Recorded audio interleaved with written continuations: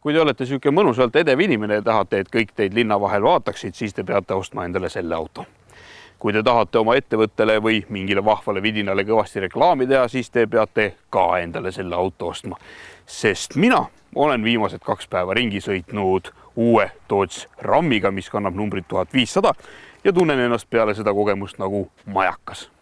Siinkohal tuleb muidugi ette ära vabandada, et see auto on natukene must, aga ma jään ikkagi enda juurde, et meeste autosid ei pesta.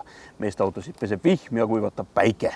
Ja kui keegi ei usu, et tegemist on meeste autoga, siis vaadake kas või seda tõmbamise konksu, mis on selline tõsine sang siia külge pannud ja enam meestemat asja auto külge vist panna ei saagi. See auto kutsub inimestes esile väga kummalisi reaktsioone ja emotsioone. Näiteks kui sa selle kuskile pargid ja lähed veidi eemale, siis tulevad ikka meeskodanikud seda kuskilt lähedalt vaatama ja siis mingil hetkel käib siuke värin nendest läbi. Naiste rahvastega on veel lõbusam. Sõidad mööda linna ja kõik millegi pärast kipuvad sulle naeratama. Sest vaadake, kui uhke ja ülbe see auto välja näeb, selline hästi kõrge nina ja laius on 2 meetrit ja 17 sentimeetrit. Ja selle kastika pikkuseks on 5 meetrit ja 80 sentimeetrit. Ja selle kohta võib öelda kõike muud peale selle, et ta on väike. Ja nagu välja tuli, siis suurus vist ikkagi loeb. Ja kui see jõhker läikiv nina nüüd pooleks teha, ehk siis nii-öelda mootoriruumi katte avada, vaatab siit vastu 5,7 liitrine Hemi mootor, millest on välja pressitud 401 hobujõudu. Minu teada peaks see mootor olema veel selline, et kui kogu aeg ei ole kõike neid 8 silindrit vaja, siis ta lülitab vahepeal pooled lihtsalt välja. Siia on lisaks pandud peale ka veel gaasiseade, et kütusekulu või siis sõitmise kulu natukene madalamaks tuua ja tegelikult peab tunnistama, et arvutuste põhjal on vahe päris tõsine. Pealepanemine koos seadmega endaga maksab umbes 2000 euri ja sellega kaasnev hinnavõit on kirjas siin auto peal, mis on 27%. Bensiiniga sõites on 100 kilomeetri hind 19 euri ja 11 senti, gaasiga aga 13 euri ja 90 senti, ehk siis põhimõtteliselt võidate te peaaegu 6 euri iga läbitud 100 kilomeetri kohta. Lisaks sellele on see auto nii palju tark, et see kütusekulu, mida ta ise arvutab, suudab ta arvutada gaasikuluga koos ja praegu armatuuris põlev 17,8 ongi nii-öelda gaasikulu. Ja kuna tegemist on kastikaga, siis peame ikka kastiga vaatama. Siia on pandud selline muhekate, mis iseenesest on väga mõnus asi, sest see kaitseb libeda varga sõrme eest teie asju siin kastis. Ja kui see tagant lahti teha, siis on ka see varustatud sellise vahva mordiga, nii et keegi siin allulijatest, kui keegi juhtub parasjagu nii pikk olema, siis ei saa sellega vastu pead. Rõõm on näha, et seda maastikusuutlikku autot on ka sihtotstarbeliselt kasutatud. Ja pean taaskord tõdema, et näen sellist tõsist autokastis magamise potentsiaali siin, et põhimõtteliselt ongi tegemist telgiga, et kui teil on sõpradega vaja grillima minna, siis võtke lihtsalt lebo ja magamiskott kaasa ja seda saate lauana kasutada ja sees mahub täispikk inimene lõdvalt magama. Arusaadavatel põhjustel on siin tagaistujatel ruumi piisavalt. Tegelikult on siin võib-olla isegi natukene rohkem ruumi, kui autos peaks olema, aga tegemist on ikkagi Ameerika autoga ja ameeriklased on võib-olla vahest natukene suuremad, aga ma usun, et siia mahuvad nad ka täiesti vabalt ära. Kui teile jääb väheks nendest topsi hoidjatest, mis on siin põrandal, siis te saate lisatopsi hoidjat võtta välja siit sellist nii-öelda keskmise istuja seljatoe seest. Eeldusel muidugi, et keskelistujad kaasas ei ole. Loomulikult saate enda peale juhtida õhuvoolu ja lülitada sisse ka istmesoenduse. Ma pean tunnistama, et see on olnud võib-olla üks kõige ülbemaid sõidukogemusi üldse, mis mul olnud on. Esiteks on siin sees nii palju ruumi. Teiseks näeb see väga selline esinduslikult jõhker ja ülbe välja see, mis siit mulle vastu vaatab. See selline hästi massiivne armatuurlaud, selline suur rool, mis ei tundu küll väga suur, sest kõik ülejäänud selle rooli ümber on väga suur. Siis on siin mingi üüratu laegas, kuhu kõik asjad ära saab panna ja loomulikult on laekad ka selle sama asja sees. Isteasend on selline kõrge, oled niimoodi kõigist üle, selline uhke mees, vaatad kaugele, mis ees toimub ja ei pea jälgima seda, mida sinu ees sõitja teeb, vaid näed, mida 3., 4., 5. või 6. auto seal teeb. Ja kõige ägedam on foori alla seisma jääda, sellepärast, et siis üritavad inimesed oma autodest sind niimoodi alt üles vaadata ja see, pean tunnistama, loob ka jälle natukene veidralt vahva ja ülbetunde. Igas autos on ikka mingi detail, mis mulle hirmsat moodi meeldib ja selle detaili leidsin ma täiesti arusaamatu koha pealt.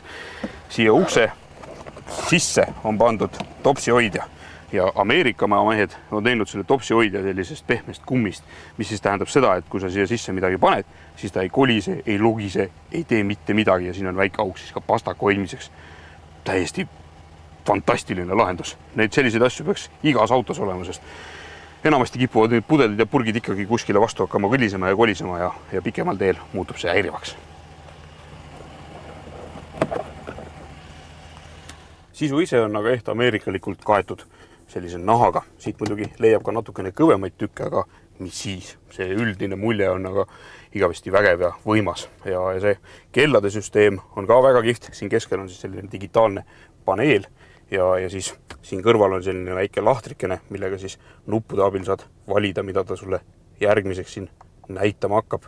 Ja minu pärast on see ka igavesti selline vahva ja mõnus lahendus. Teine eriti vahva ja mõnus lahendus siin autos on see keskmine ekraan. Siin on sees selline informatsioonikeskus või siis isegi nagu selline meediakeskus, mis on graafiliselt ja visuaalselt väga nauditav. Et siin on olemas siis kõik navid, siin on olemas kõikide asjade lülitamiseks millegi pärast dubleeritud, sest tegelikult saab seda siit alt ka teha, aga siit on ju siis uhkem ja loomulikult saab liita erinevat meediat siia külge, telefoniga ära paaritada ja kõiki võimalikke selliseid mõnusaid asju muuta. Siis jälle üks tore asi on nii-öelda see käiguvahetuse süsteem toodud siia nüüd sellise nupukesega, et enam ei ole vaja kuskilt kiskuda kangi või vahetada mingeid asju, vaid siit saab lihtsalt vajaliku asja endale peale keerata ja niisama lihtne see ongi. Mugavuse mõttes ma pean tunnistama, et nad oleks võinud küll panna selle kuskile siia või siis kuskile sellisesse lihtsamini kättesaadavasse kohta, sest siia peab ennast ikkagi sirutama, aga õnneks pole väga palju vaja käike vahetada. Ja siin all on siis väike paneel nii-öelda maastiku liikumise jaoks, et temaga saab sõita nii, et ta on ainult tagaveoline ja saab loomulikult panna ta siis neliveoliseks, neliveolise siis kesktihvriga ära lukustada ja loomulikult on olemas ka aeglusti. Et põhimõtteliselt peaks tal olema selline täitsa arvestatav maastikusuutlikkus, aga kuna tegemist on väga pika ja raske autoga, siis igaks juhuks, arvan, et suurema ja paksema liiva, siis see ei ole ikkagi mõtet minna.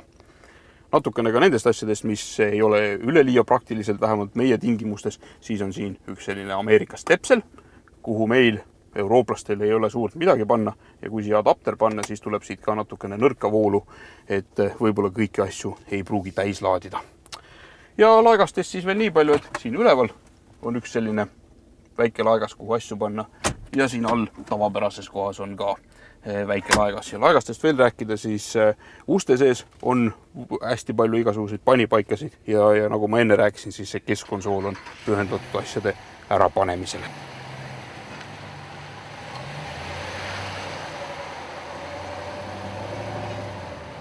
Ometigi ei ole kõik selline taevamanna, nagu siiamaani tundunud on.